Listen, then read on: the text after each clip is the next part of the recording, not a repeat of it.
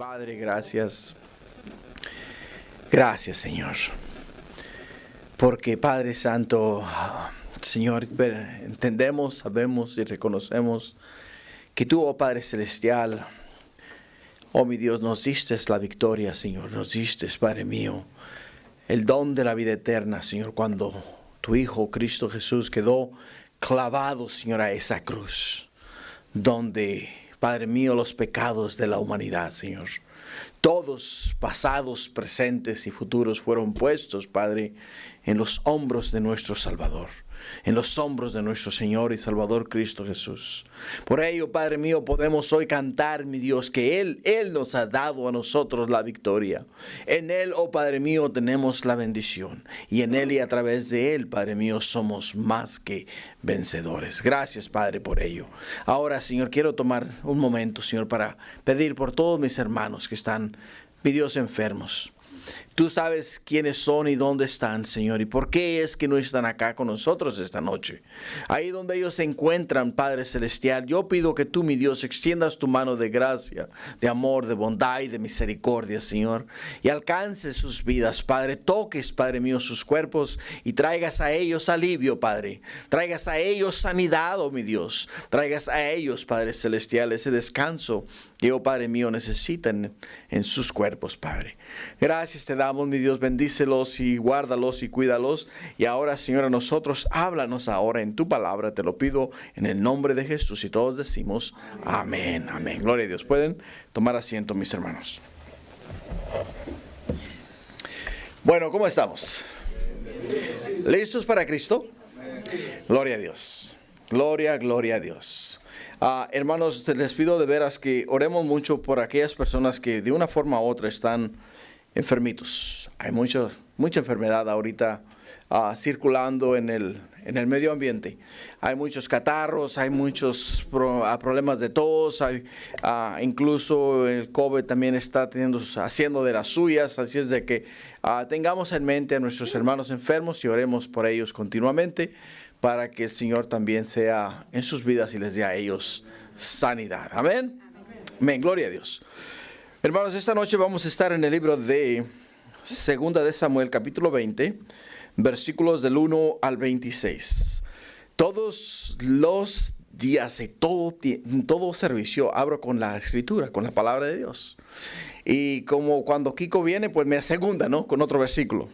Y dije yo, hoy le voy a dar chance a él para que él sea el que lea el versículo. y terminamos sin yo ni él. El caso es que no leímos la escritura.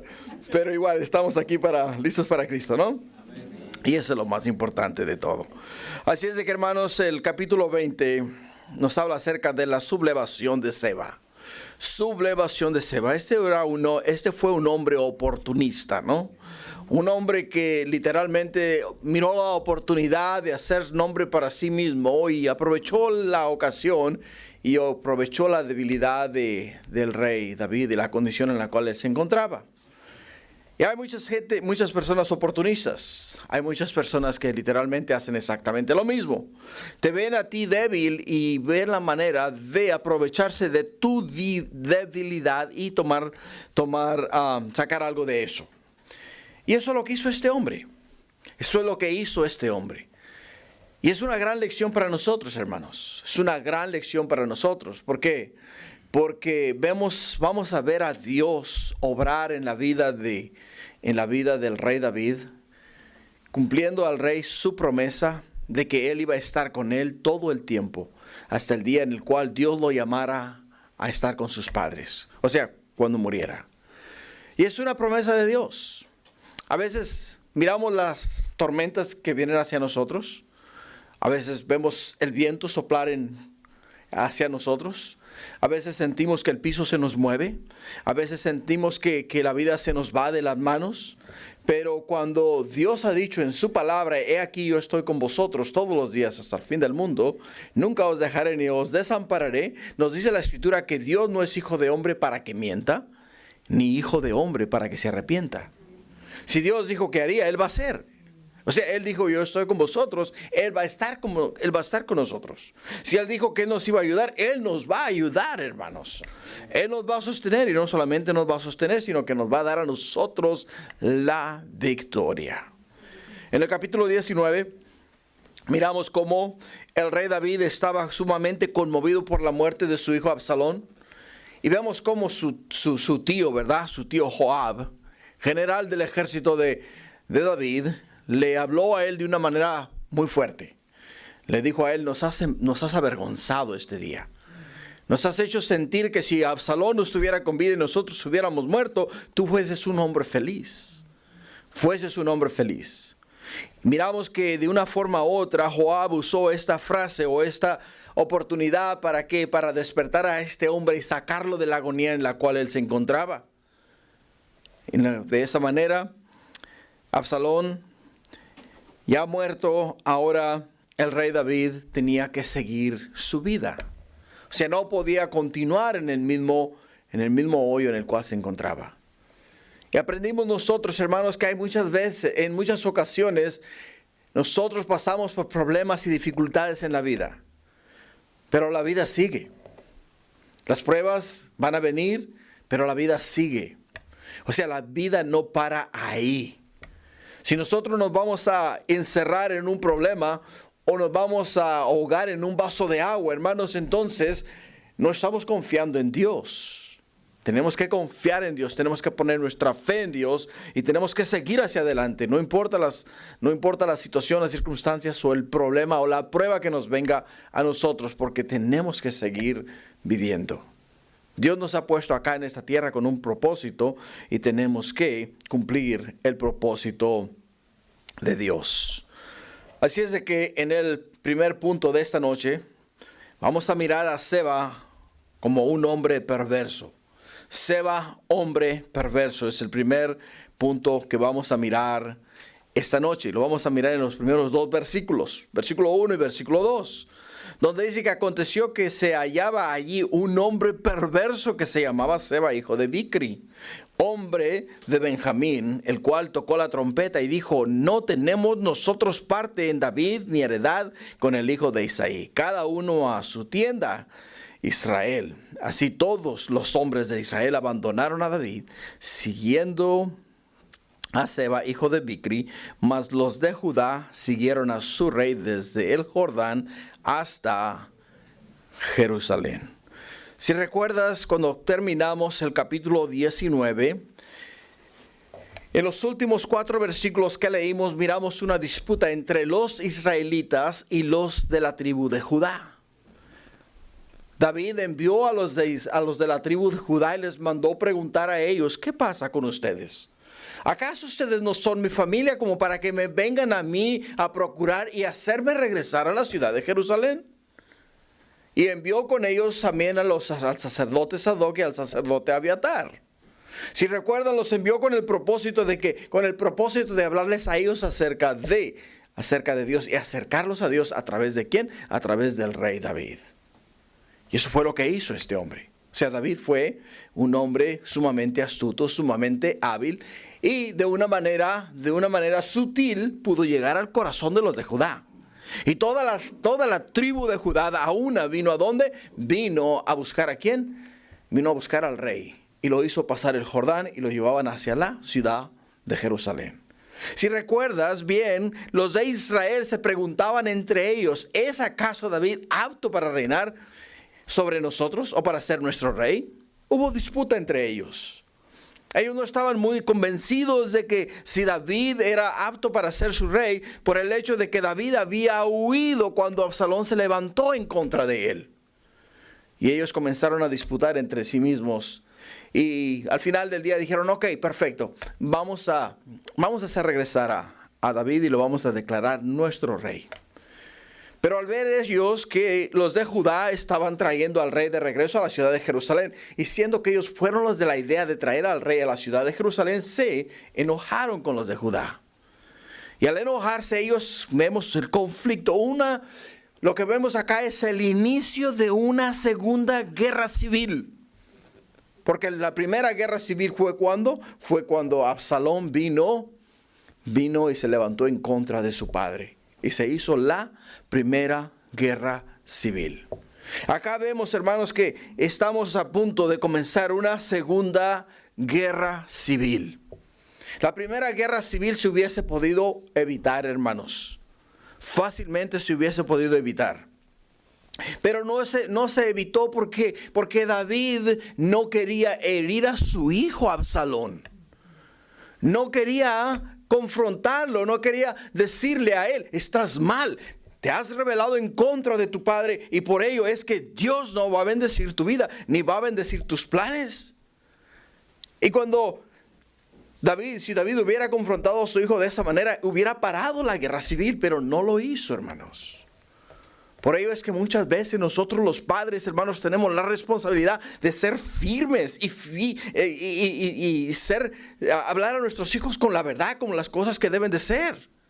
No nos podemos andar dándole la vuelta a las cosas. No podemos reírle la gracia a los hijos nosotros. Si vemos que uno de nuestros hijos está viviendo mal, fuera de la voluntad de Dios, no nos podemos quedar callados. Porque al quedarnos callados nos hacemos cómplices de ellos. Y eventualmente, hermanos, cuando venga el juicio, cuando venga lo que tiene que venir sobre un hijo desobediente, entonces es cuando nosotros nos vamos a dar de golpes de pecho. Es cuando vamos a llorar, es cuando nos vamos a encerrar, es cuando vamos a decir: Absalón, Absalón, hijo mío, Absalón, Absalón, hijo mío. ¿Quién hubiera muerto yo en lugar tuyo, no? No, hermanos, no nos podemos dar ese lujo nosotros. Tenemos que hablar como son las cosas. Tenemos que hablar a nuestros hijos con la verdad, por el bien de ellos, por el bien de ellos. Y eso es lo que pasó en la primera guerra civil. ¿Por qué? Porque el rey David cometió ¿qué? Cometió un error, porque amaba a su hijo. Y muchas veces el amor nuestro lo malinterpretamos. Porque disciplinar a un hijo es amarlo más que dejarlo hacer lo que quiera hacer. Eso es lo que nos dice la palabra de Dios, la escritura en el libro de Proverbios. Pero acá vemos que nos dice que aconteció que se hallaba ahí un hombre perverso. Hermanos, la palabra perverso en hebreo quiere decir beliyal, que significa maldad, malvado, destrucción. Y los 27 casos de este nombre están esparcidos en todos los periodos del hebreo bíblico. En todos los periodos del hebreo bíblico. El significado básico de este término aparece en Jueces capítulo 20, versículo 13, donde los perversos violaron y asesinaron a la concubina de uno de los hijos de Israel. Y él va y les dice, él va y se queja con las tribus y les dice a ellos: hey, estos hombres de la tribu de Benjamín vinieron y violaron a mi concubina. Y no solamente la violaron, sino que la mataron. Entonces, ¿qué es lo que hace? Se la lleva a casa muerta. Y llevando la casa muerta, llega la parte en 12 pedazos. Una mano para la tribu de Judá, una mano para la tribu de Isaacar, una mano para la tribu de Rubén, una mano para todas las 12 tribus. Se los parte en 12 pedazos, las envía a todas las tribus y les dice a ellos: estos hombres perversos. Y eso es una de las cosas que Israel hizo. Se levantó en contra de la tribu de Benjamín. Les dijo a ellos: entregad a estos perversos. O sea, entregar a esos malvados. Entregar a estos hombres que literalmente lo único que piensan y tienen en su corazón y en su mente es maldad. Y cuando la palabra de Dios nos dice a nosotros que había allí un hombre perverso que se llamaba Seba, es el mismo término que está usando con los hombres que violaron a esta joven, o sea, la concubina de este hombre. Y es la misma palabra, exactamente el mismo término que miramos en el libro de Jueces capítulo 20, versículo 13. También la vemos, hermanos, en el libro de Deuteronomio 13:13, donde encontramos también que la perversidad también significa idolatría. Idolatría. En otras palabras, hermanos, una persona idólatra es una persona perversa. Una persona idólatra es una persona que literalmente sigue a otras cosas que no sean a Dios. Sigue el dinero, sigue el trabajo, sigue las mujeres, sigue la familia, o sea, sigue todas estas cosas, pero le da prioridad ¿a quién? Le da prioridad, hermanos, a las cosas de este mundo antes que darle prioridad a Dios. Esa es la descripción de esta persona. Esa es la descripción de esta persona, hermanos. Entonces, cuando vemos esta situación que miramos aquí en este versículo 1, nos da de dónde viene este hombre perverso. ¿Viene de dónde? De la tribu de Benjamín. O sea, nuevamente, parece que en la tribu de Benjamín, hermanos, había mucha perversidad. Había mucha perversidad, había mucha maldad. Habían hombres apartados de Dios, hombres que se habían apartado de la voluntad de Dios. Por el hecho de que vemos en las Sagradas Escrituras que vemos a quienes. ¿Quién era de la tribu de Benjamín que se apartó de la voluntad de Dios, siendo que Dios le ungió, puso en él su Santo Espíritu? Saúl, el rey Saúl, primer rey de la nación de Israel. Hombre que fue lleno del Espíritu Santo. Nos dicen las Sagradas Escrituras en el libro de Primera de Samuel que cuando el Espíritu de Dios vino sobre Saúl fue cambiado en otro hombre. O sea, aquel hombre que una vez era un don nadie, fue hecho un hombre ungido por el Espíritu de Dios. Pero igual, vemos que por su perversidad se apartó ¿de quién? Se apartó de la voluntad de Dios. Se apartó por la voluntad de Dios. Qué triste la situación, ¿no? Hermanos, la razón por la cual la Escritura nos deja a nosotros ver estos versículos es para que nosotros veamos las consecuencias de la perversidad, las consecuencias de no hacer las cosas conforme al corazón de Dios, conforme a la voluntad de Dios. Por ello es que hace mención de Seba, hijo de Bicri, de la tribu de Benjamín, el cual se rebeló en contra ¿de quién? Se rebeló en contra del rey David.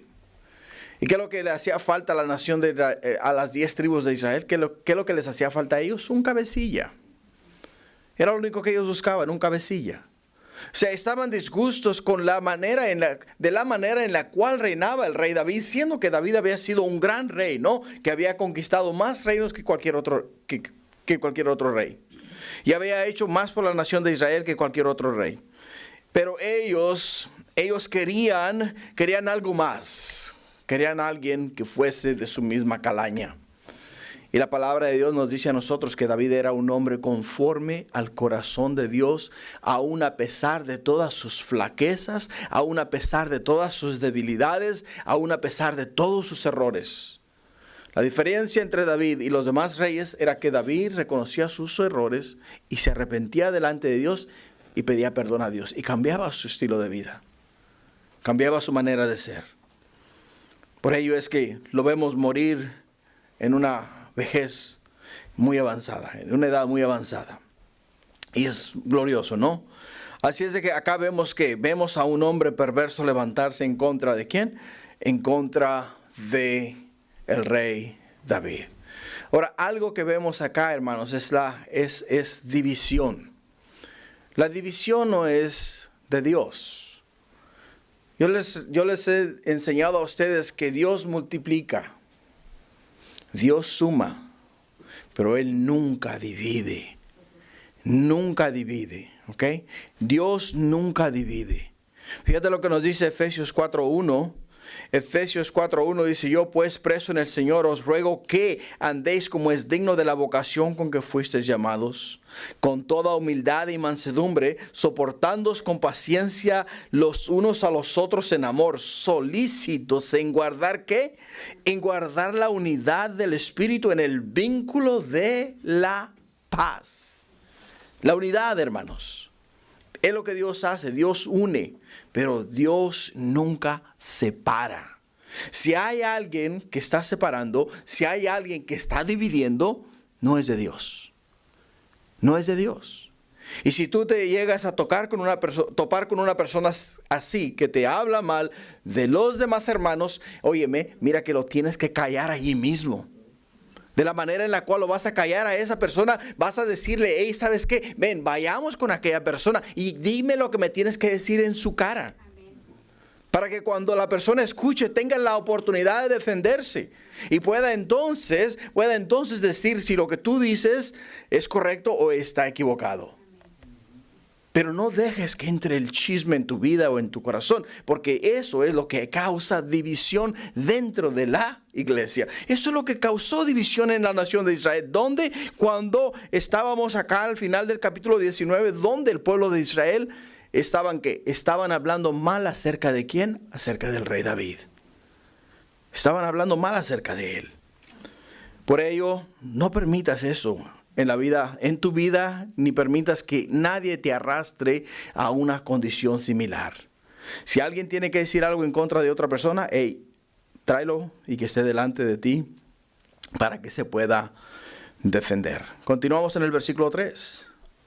En el versículo 3 dice, luego que llegó David a su casa, en Jerusalén tomó el rey las 10 mujeres concubinas que había dejado para guardar la casa y las puso en reclusión y les dio alimento, pero nunca más se llegó a ellas, sino que quedaron encerradas hasta que murieron en viudez perpetua. Hermanos, lo que podemos ver acá es que David puso a estas mujeres en reclusión. ¿Por qué? Porque Absalón violó a estas 10 concubinas como parte de la rebelión contra David. Lo miramos en 2 Samuel capítulo 16 versículos 20 al 23. Ahora, a su regreso David las apartó como víctimas desafortunadas del pecado de Absalón. Acá no nos dice David que las mandó a apedrear, porque ese era el castigo para las mujeres infieles. Y para el adulterio y para la fornicación. Ese era el castigo, apedrearlos. Y que murieran apedreados. Acá la palabra de Dios no nos dice en ninguna parte que David optó por hacer tal cosa. ¿Por qué? Porque ellas fueron, ¿qué? Fueron forzadas. Fueron forzadas a qué? Fueron forzadas por los hombres de Absalón a cometer actos sexuales públicamente delante de todo el pueblo, como rebelión en contra de su padre, como diciendo, me he hecho abominable ante los ojos de mi padre, hoy me declaro enemigo de él, y lo hago de esta manera, tomando sus mujeres. Por ello es que las apartó David, o sea, David fue un hombre misericordioso con ellas. Les dio a ellas su sustento. Si estuvieron apartadas, nunca más se volvieron a casar, nunca más volvieron a conocer al rey y nunca más tuvieron nada que ver con él, pero no les faltó absolutamente nada. Nada. Por ello es que me lleva a mí a pensar en esto. Y esta porción de la Escritura la podemos aplicar de la siguiente manera. Y es un gran ejemplo para nosotros aquí en este versículo. ¿Por qué? Porque el día de hoy, desafortunadamente, hermanos, hay mucho hombre perverso allá afuera. Y hay muchas jovencitas, mujeres y personas adultas, mujeres adultas también, que literalmente son violadas por estos hombres. Muchas de ellas quedan embarazadas. Y muchas de ellas tienen que cargar en su vientre con el hijo o la hija de una persona que los violó. Entonces, ¿qué vemos acá nosotros? Vemos acá que en su misericordia lo que David hizo fue no culparlas, sino que hizo ¿qué? Proveer para ellas. Proveer para ellas. Y es lo mismo que tenemos que hacer nosotros, hermanos. Si nosotros conocemos de un caso similar o de alguien que ha vivido una experiencia similar a esto y están pasando por algo así, no podemos apuntar el dedo y decirles a ellos, hey, deshonrada, hey, esto y lo otro, ¿no? No, tenemos que hablarles a ellas de una manera amable y ver la forma de ayudarles, de extenderles la mano. No de hacerles sentir mal por lo que vivieron, por la experiencia que tuvieron que pasar. Al contrario, ir y extenderle la mano y decirle, hey, ¿qué te falta? ¿En qué te apoyo? ¿Necesitas alguien con quien hablar? ¿Necesitas apoyo financiero? ¿Necesitas que te lleve a la clínica? ¿Necesitas ¿qué es lo que te hace falta? ¿En qué te apoyo? Porque eso fue lo que hizo David. O sea, David él no juzgó a estas mujeres por lo que hicieron o por lo que le hicieron, sino que al contrario proveyó para ellas y cuidó de ellas hasta el día que ellas murieron. Es un ejemplo, hermanos, para nosotros de lo que es ser una persona compasiva. Continuando en el versículo 4 y 5, después dijo el rey a Amasa: convócame a los hombres de Judá para dentro de 3 días, y hállate tú aquí presente.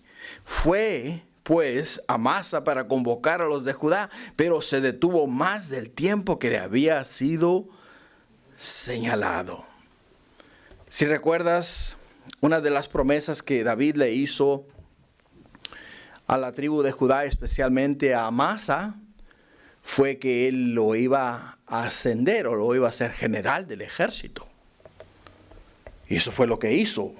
David literalmente lo ascendió. Le cumplió ¿qué? Le cumplió su promesa. Ahora, David tenía una debilidad, ¿no? La debilidad que tenía David era de hacer pacto con sus enemigos, con aquellos contra los cuales él en una ocasión había peleado. Lo podemos ver en la vida de Abner, general del ejército de Israel, que al final del día hizo pacto con Abner. ¿Y qué fue lo que hizo también? Le prometió a Abner que él sería el general del ejército de Israel. Eso fue lo que le prometió David a Abner. Ahora, Amasa, si te das cuenta, Amasa era, hermanos, el general del ejército de Absalón. O sea, era el general, era el cual llevaba los escuadrones de Israel a pelear en contra del ejército de David. Tú pensarías que es con el que con menos quieres tener roce, ¿no es verdad? Pero ¿qué es lo que está haciendo David acá? David lo que está tratando, hermanos, es de una forma u otra ganarse el favor del pueblo, diciéndole a Amasa: ok, te equivocaste y te perdono por tu equivocación, quiero que seas mi general. Pero a la vez quería vengarse también ¿de quién? Quería vengarse de Joab. Porque Joab le había matado a su hijo, a Absalón. O sea, estaba trabajando de una manera sutil, ¿no? Vemos que David era un hombre muy astuto y estaba trabajando de esa manera. Ahora, fíjate lo que nos dice 2 de Samuel 17:25. 2 de Samuel 17:25. Dice: y Absalón nombró a Amasa, que dice, nombró a Amasa jefe del ejército en lugar de ¿quién? En lugar de Joab. Amasa era hijo de un varón de Israel llamado Itra, el cual se había llegado a Abigail, hija de Naz, hermana de ¿quién? Hermana de Sarbia, madre de ¿quién? Madre de Joab. ¿Y Sarbia era hermana de quién? Era hermana de Abisai. O sea que era la tía de ¿quién? La tía de David. Lo que hace Joab ¿a quién? Lo que hace Joab, primo de ¿quién? Primo de David. Y lo que hace a Amasa también, primo de ¿quién? Primo de David. ¿Y primo de quién? Primo de Joab. O sea, todos ellos eran familia. Si te das cuenta, Amasa era hijo de un varón llamado Itra, el cual se había llegado a Abigail, hija de ¿quién? Hija de Anahaz, hermana de Sarbia, madre de Joab. Eran primos hermanos. ¿Quiénes? Joab y Amasa. ¿Por qué razón te traigo esto a la mente? Porque más adelante vamos a mirar, hermanos, que las peores rencillas en la tierra se viven o se pelean entre la familia. Qué triste, ¿no? La familia, hermanos, que es el núcleo que Dios unió, el núcleo que Dios diseñó para que estuviésemos juntos. Y es justo dentro de la familia donde suceden las peores cosas. Las peores cosas. Y eso es lo que hizo acá él. Amasa le dijo, hey, anda, ve y convócame al ejército de Judá dentro de 3 días. Quería David solucionar este problema. En el versículo 6, y dijo David a Abisai, Seba, hijo de Bicri, no nos hará ahora más daño que Absalón. Toma pues tú los siervos de tu señor y ve tras él. No sea que halle para sí ciudades fortificadas y nos cause dificultad. Entonces salieron en pos de él los hombres de Joab y los cereteos y peleteos, y todos los valientes salieron de Jerusalén para ir tras Seba, hijo de Bicri. O sea, David sabía claramente que tenía que lidiar con este problema inmediatamente. Como dicen en inglés, ¿no? ASAP. Tenía que lidiar con ese problema ya. Y él sabía que Seba se había arrastrado con él a las 10 tribus de Israel. Se había arrastrado a las 10 tribus de Israel. Y ahora esas tribus se habían ido tras él. Y este hombre, no solamente, cuando Seba les dice, ¿qué tenemos nosotros con el hijo de Isaí? Lo que este hombre estaba diciendo, ¿qué tenemos nosotros contra el hijo de un pastor de ovejas? ¿Qué tenemos nosotros contra el hijo de un campesino? ¿Qué tenemos nosotros con el hijo de un agricultor? Él en ningún momento dijo, ¿qué tenemos nosotros con el rey de Israel? O sea, él se refirió a la humildad de su padre. Y eso fue de la manera en la cual él jaló ¿a quién? Jaló al pueblo con él. Se llevó al pueblo con él. ¿Por qué? Porque muchas veces, hermanos, nosotros los seres humanos, tendemos a mirar a las personas. No como lo que Dios los ha hecho, sino como de dónde han salido. Y muchas veces dices, ¿cómo yo le voy a hacer caso a un jardinero? ¿Cómo yo le voy a hacer caso a un albañil? ¿Cómo yo le voy a hacer caso a un barredor de banquetas, no? Y esa es la manera en la cual nosotros, hermanos, nos comportamos. ¿Por qué razón nos comportamos de esa manera? Porque no vemos lo que Dios está haciendo. No vemos lo que Dios ha hecho. Vemos de dónde salió aquella persona. Y eso es lo que hizo Seba cuando engañó ¿a quién? Cuando engañó al pueblo de Israel. Pero ahora David está viendo la forma de lidiar con ese problema. Y él sabía que este hombre le iba a causar más problemas. Pero ¿por qué actuó David ahora con tanta urgencia, hermanos? ¿Por qué no actuó con la misma urgencia cuando Absalón se levantó en contra de él? Porque dicen que la sangre es más gruesa que el agua. La sangre es más gruesa que el agua, hermanos. O sea, para él le fue muy difícil confrontar a su hijo, levantarse en contra de su hijo. Pero este hombre era un don nadie para él. Este era un hombre, un enemigo declarado. Y como era un enemigo declarado, entonces lo que dice, hay que lidiar con este problema inmediatamente. Entonces llama a Abisai. ¿Abisai quién era, hermanos? ¿Qué pasó, mis eruditos? ¿No estamos aprendiendo? Abisai era hermano de Joab. Era uno de los jefes del ejército de Israel. Abisai era el jefe de la guardia personal de David. Era el jefe de la guardia personal de David. Era el que estaba al frente de los cereteos y de los peleteos. Diríamos nosotros ahora, era el que estaba al frente de los Marines y al frente de los Navy SEALs. Era el que los tenía a su mando. Joab era el general del ejército. O sea, Joab era el que lideraba a todo el ejército. Y por ello es que cada uno tenía su rango. Cuando fueron a pelear en contra de Absalón, los dividió David. ¿Por quiénes? Por jefes. Le dio a Abisai un escuadrón, le dio a Joab otro escuadrón, y no me recuerdo el nombre del otro, pero también le dio otro escuadrón. Creo que se llamaba Itaí. A Itaí le dio otro escuadrón. Entonces dividió el ejército en 3 escuadrones. Los dividió en grupos de 100, en grupos de 1000 y en grupos de 10,000. Y eso fue lo que hizo. Por ello es que ahora le dice a Abisaí: toma pues los siervos de tu señor y ve tras él. Los siervos de tu señor, o sea, toma ahora a los peleteos, a los celeteos, y toma al ejército ¿de quién? Al ejército de Joab. Porque Amasa no había venido. Amasa fue a juntar el pueblo, pero el pueblo no llegó. Amasa no llegó. Entonces le dice David: no, tienes que ponerte las pilas, tienes que levantarte inmediatamente, tienes que actuar ya. Y esa es la manera en la cual está diciendo a él que haga lo que tiene que hacer. Ahora, hermanos, veamos algo y entendámoslo de esta manera, y es muy importante, hermanos, para nosotros. Porque toda esta porción de la Escritura tiene una aplicación para nosotros.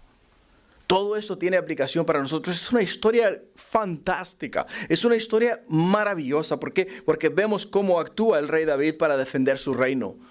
Pero sobre todas las cosas, vemos por qué es que él está en las condiciones que está y en la situación en la cual él se encuentra.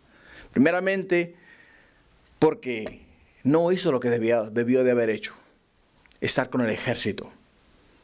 Él se sintió cómodo, se quedó en el palacio, cayó en pecado, y el mismo pecado lo llevó a matar a un hombre inocente. Y Dios le dijo: la espada nunca se va a apartar de tu casa por lo que has hecho. O sea, todo este revoltijo, todo este problema que estamos viendo acá es a razón de ¿qué? A razón de la decisión de un hombre. De la decisión de un hombre. Y eso es exactamente lo que nos aplica a nosotros, hermanos. Muchas veces nos ponemos en cruise control. Nos ponemos en cruise control nosotros y decimos: hey, ¿sabes qué? Ya soy salvo, ya tengo mi nombre escrito en el libro de la vida del Cordero. Ya si hoy no me siento con ganas de ir a la iglesia, no hay problema, y al cabo Dios es bueno y es misericordioso, me va a perdonar, ¿no? Y no hay problema, ¿no? Entonces caemos en ese patrón y comenzamos ¿a qué? Comenzamos a caminar en cruise control. Pero hermanos, en ese viaje que vamos de cruise control, como no tenemos ninguna responsabilidad de nada, se nos aparecen pequeñas desviaciones. Y vemos una desviación que se llama una cerveza. Vemos una desviación que se llama una botella de vino. Y decimos: ¿qué va? De acá Dios me perdona, ¿no? La gracia de Dios todo lo cubre, ¿no? Pum, vamos ahí, le pegamos, nos damos una cerveza. Y antes de darnos cuenta, ya estamos bien hundidos en esa situación. Y estamos ebrios. Y el testimonio que estamos dando, especialmente a aquellos que no son cristianos, que nos miran a nosotros, que hemos declarado públicamente que somos cristianos, que nos miran a nosotros, hermanos, ¿sabes qué es lo que nos dicen? Esto es lo que es ser un cristiano. Wow, ¿no? O sea, estas pequeñas desviaciones son las que nos llevan a la perdición. Y yo no lo estoy diciendo para acusar a nadie, sino yo lo estoy diciendo para mí mismo. Esta aplicación es para mí, hermanos. Si esta aplicación te aplica a ti, gloria a Dios. Si no te aplica a ti, pues qué bueno, ¿no? Me da mucho gusto. Pero a mí personalmente me aplica. Por ello es que siempre tengo que tener las manos en el volante. Tengo que tener las manos en el volante y los ojos en el camino. ¿Por qué, hermanos? Porque si no lo hago de esa manera, ¿sabes qué es lo que va a pasar? Esas desviaciones muchas veces son tentativas y nos sacan. Ahora en la Navidad, ¿ok? Ahora en la Navidad. Management ordenó 18 cajas de tequila. 18 cajas de tequila, ¿ok? Para regalarle a los tenants. Entonces me dice una de las managers: Tony, tenemos una para ti. Le digo: pues mira, muchas gracias, pero la verdad yo no te la puedo aceptar, porque ni la voy a consumir ni se la voy a dar a nadie para que la consuma. Así es de que si no te molesta, no te ofendas, pero no la acepto, no la necesito, no la quiero. Pero es que aquí está una con tu nombre. Le digo: bueno, pues quítaselo. quítaselo porque no me interesa. Y así fue. Y era de las buenas.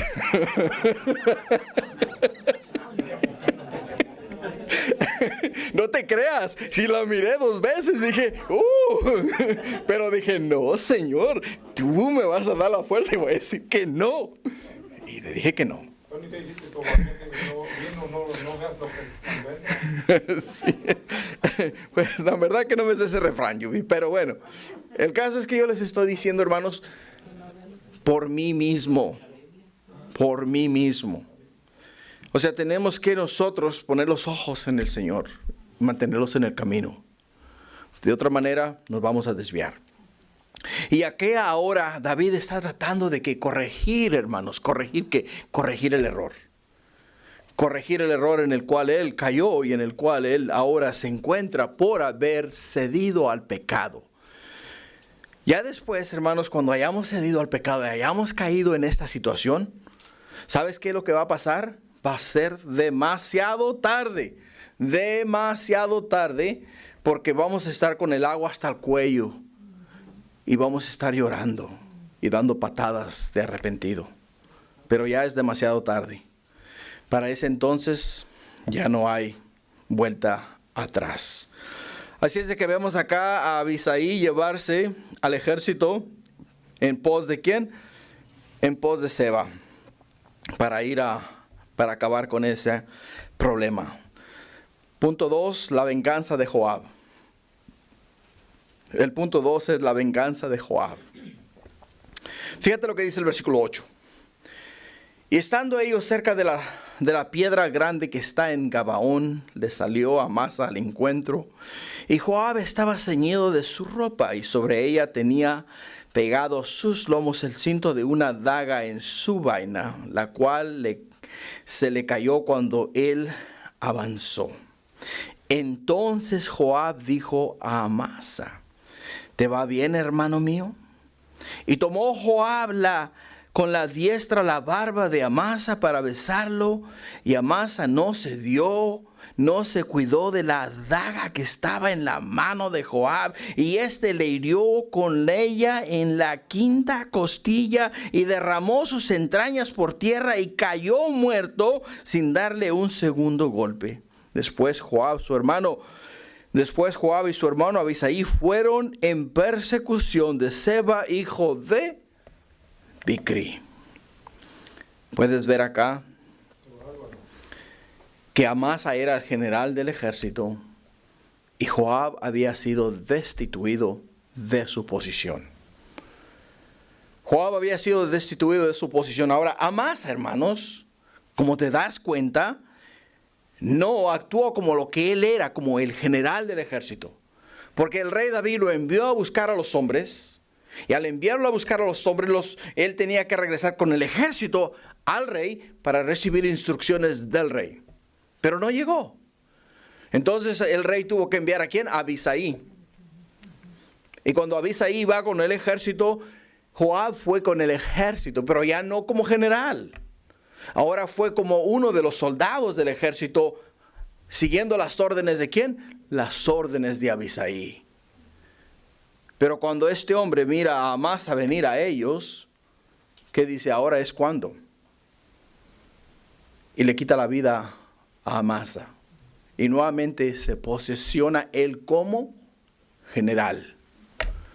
Se posesiona ahora él como general. ¿Qué vemos acá? Date cuenta el panorama. Cuando Joab mira a Amasa venir a él, y mira pues a su primo hermano, ¿no? A su primo hermano venir a él. Si viene tu primo y te viene a dar un abrazo o un saludo, ¿tú te vas a cuidar de él? No, ¿verdad? Es tu primo, ¿no? Es tu familia. O sea, vas a recibirlo con gozo, ¿no? Con alegría. Y vemos acá que Amasa viene a él, pero Joab llevaba ¿qué? Dejó caer la espada. Joab dejó caer la espada en forma de engaño, porque Joab era muy traicionero. Lo hemos visto a través de toda la escritura. Miramos cómo le quitó la vida a Abner, miramos cómo le quitó la vida a Absalón, miramos cómo ha hecho muchas atrocidades dentro del ejército y en el pueblo, ¿no? Ha sido un hombre muy sanguinario, un hombre muy volativo.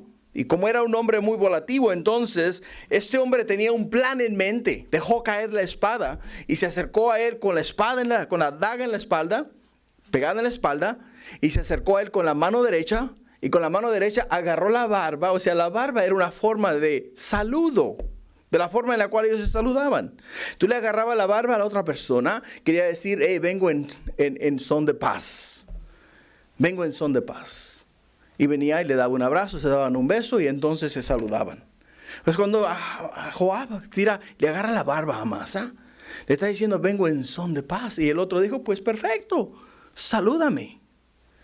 Y cuando le fue a dar el abrazo, le clavó la daga con la mano izquierda en la quinta costilla. Y lo mató. O sea, es una traición, ¿no? Por ello le llaman la venganza de Joab. Porque él se vengó ¿de qué? Se vengó de que le quitaron el puesto de general. Y para poderlo recuperar tenía que quitar al general del medio. Y es la manera en la cual él lo hizo. Ahora, hermanos, nosotros no podemos vengarnos de nadie. Porque la palabra de Dios nos dice que el Señor dice, mía es la venganza y yo pagaré. Es lo que nos dice la Escritura, mía es la venganza, yo pagaré, dice el Señor. Muchas veces Dios permite ciertas circunstancias en la vida. Estamos trabajando en un trabajo, no ya sea compañía o lo que sea, trabajo personal propio, o estamos ayudando a otra persona y esa persona, hermanos, nos las juega, nos traiciona. Tenemos que encomendar la causa ¿a quién? Tenemos que encomendar nuestra causa al Señor. Como cuando golpeaban a Jesús, cuando lo llevaban con la cruz a cuesta, ¿no? Y le daban de latigazos por el camino. Y cuando llegaron y lo clavaron a la cruz, lo injuriaban, le escupían en la cara, le decían malas palabras. ¿Y qué es lo que nos dice la Escritura? Que él encomendaba su causa a aquel que juzga justamente. Es lo que hacía él. Esto que vemos acá es un acto carnal, o sea, es un acto de un hombre que no tiene temor de Dios. Pero nosotros, hermanos, no somos así. Y desafortunadamente dentro de la misma iglesia hay muchas decepciones, muchas personas que nos hieren, muchas personas que nos traicionan, muchas personas que hablan mal de nosotros, pero no podemos pagarles con la misma moneda. No podemos pagarles con la misma moneda, hermanos. Tenemos que nosotros encomendar la causa. ¿A quién? Encomendar nuestra causa al Señor. Así como lo hacía Jesús. Este hombre no encomendó su causa al Señor, sino que él mismo tomó la venganza en sus propias manos. Y le quitó la vida ¿a quién? Le quitó la vida a Amasa. En el versículo 11, y uno de los hombres de Joab se paró junto a él, diciendo, cualquiera que ame a Joab y a David, vaya en pos ¿de quién? En pos de Joab. O sea, él tenía uno de sus soldados. Y ese soldado era un fiel siervo ¿de quién? Fiel siervo de Joab. Y como era un fiel siervo de Joab, al ver a Joab destituido de su posición de general, y ahora ver a Amasa muerto, se para delante de ellos y les dice, hey, ¿quién los ha llevado a ustedes a la guerra? ¿Quién ha peleado por ustedes? ¿No ha sido Joab? Ok, el que quiera seguir a Joab y al rey David, adelante. En el versículo 12 dice, Amasa yacía revolcándose en su sangre en mitad del camino, y todo el que pasaba al verle se detenía, y viendo a aquel hombre que todo el pueblo separaba, apartó a Amasa del camino al campo y echó sobre él una vestidura. Luego que fue apartado del camino, pasaron todos los que seguían a Joab para ir tras Seba, hijo de Bicri. Y él pasó por todas las tribus de Israel hasta Abel Maca y todo Berim, y se juntaron y lo siguieron también.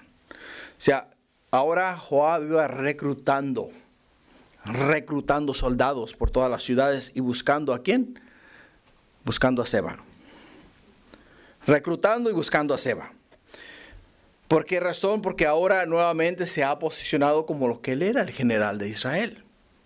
Y como general de Israel ahora es visto nuevamente como el general. O sea, ahora él tiene la posición que una vez le fue quitada, pero que la tomó a la fuerza. La tomó a la fuerza. Y el fin de esa posición, hermano, va a ser trágica. La vamos a mirar más adelante cuando lleguemos al libro de Primera y Segunda de Reyes. El punto 3. El fin de la sublevación de Seba. El fin de la sublevación de Seba. En el versículo 15 dice, vinieron y lo sitiaron en Abel Bet Maaca y pusieron baluarte contra la ciudad. Y quedó sitiada. Y todo el pueblo que estaba con Joab trabajó para derribar la muralla. Entonces una mujer sabia dio voces en la ciudad diciendo, oíd, os ruego que digáis a Joab que venga acá para que yo hable con él. Y cuando él se acercó a ella, dijo la mujer, ¿eres tú Joab? Y él respondió, yo soy. Y ella dijo, oye las palabras de tu sierva. Y él respondió, oigo. Entonces volvió ella a hablar diciendo, antiguamente solían decir, quien preguntare, pregunte en Abel. Y así concluían cualquier asunto. Yo soy de las pacíficas y fieles de Israel, pero tú procuras destruir una ciudad que es madre de Israel. ¿Por qué destruyes la heredad de Jehová?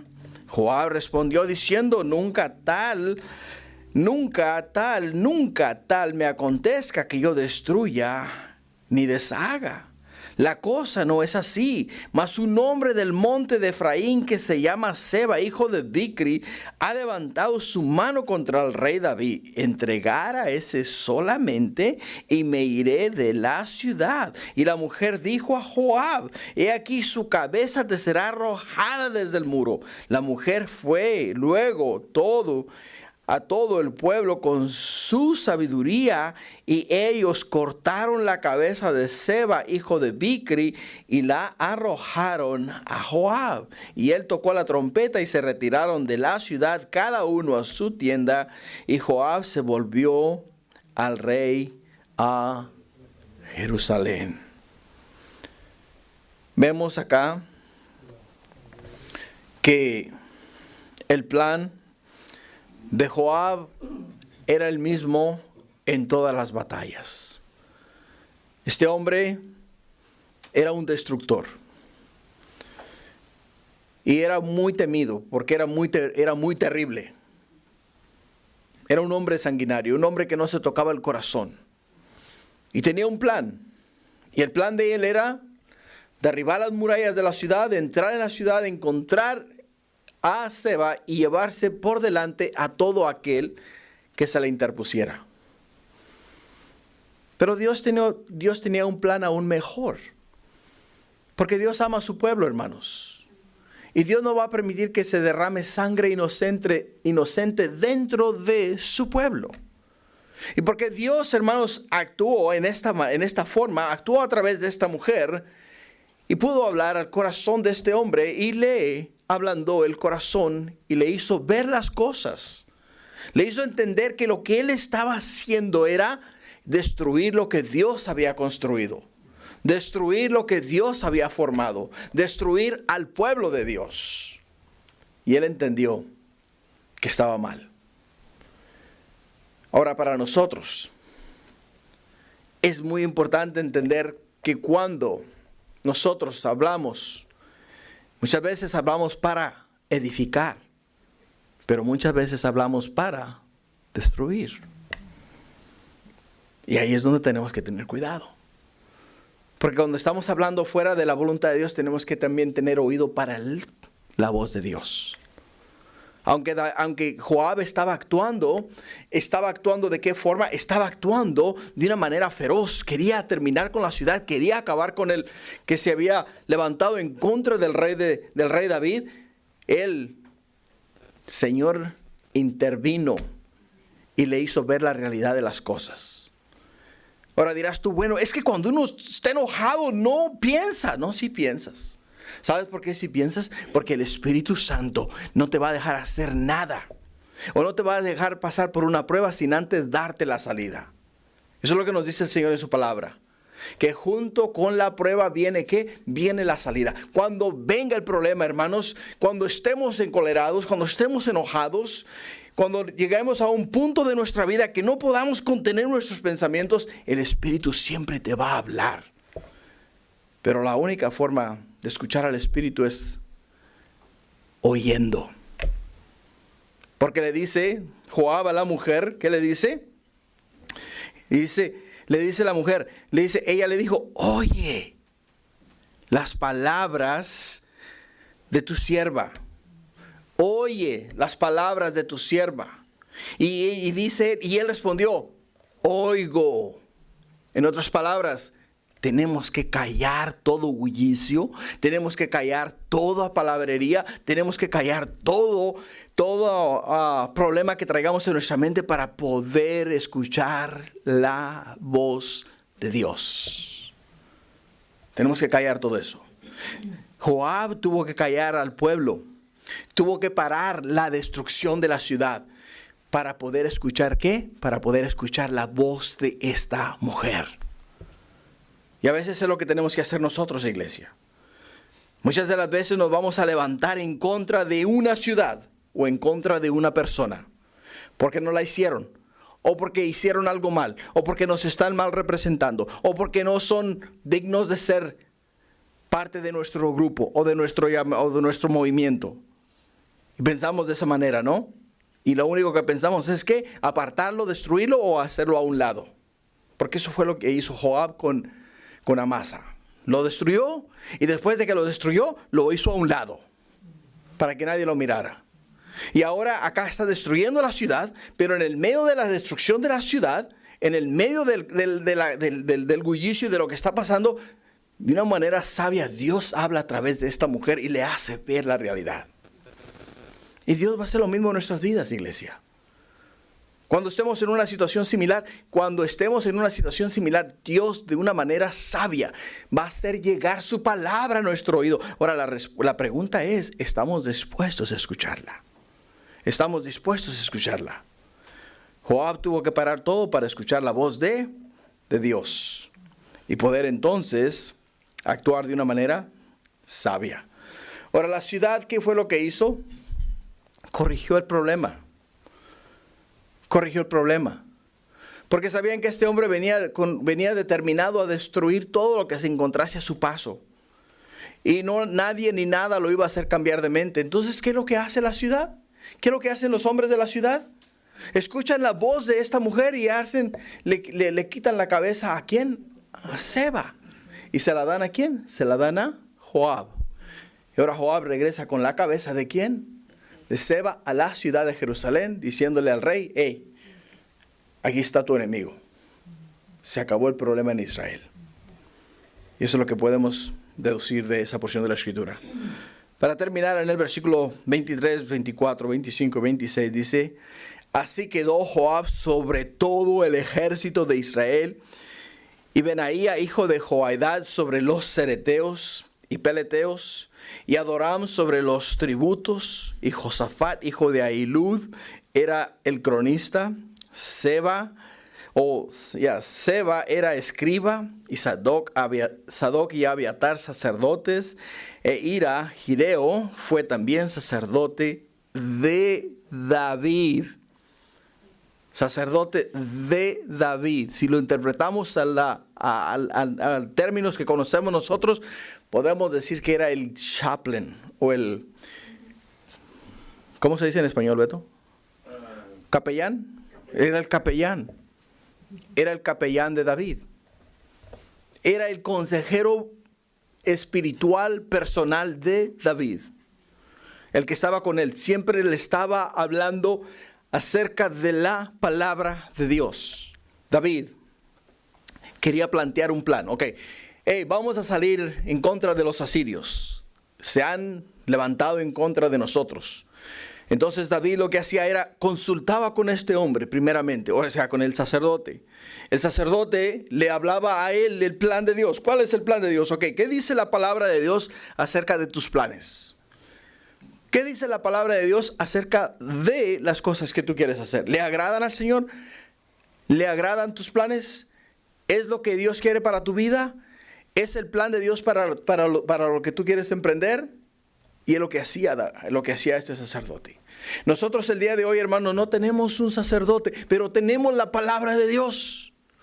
Cuando vayamos a emprender algo, cuando vayamos a hacer algo, cuando vayamos a ir a algún lugar, o que vayamos a comprar algo, o vayamos a tomar alguna decisión, vayamos acá a la palabra de Dios, consultemos al Señor y Él nos va a hablar claramente y nos va a hacer saber su voluntad, nos va a revelar sus planes a través de sus mandamientos, a través de sus estatutos y a través de sus decretos.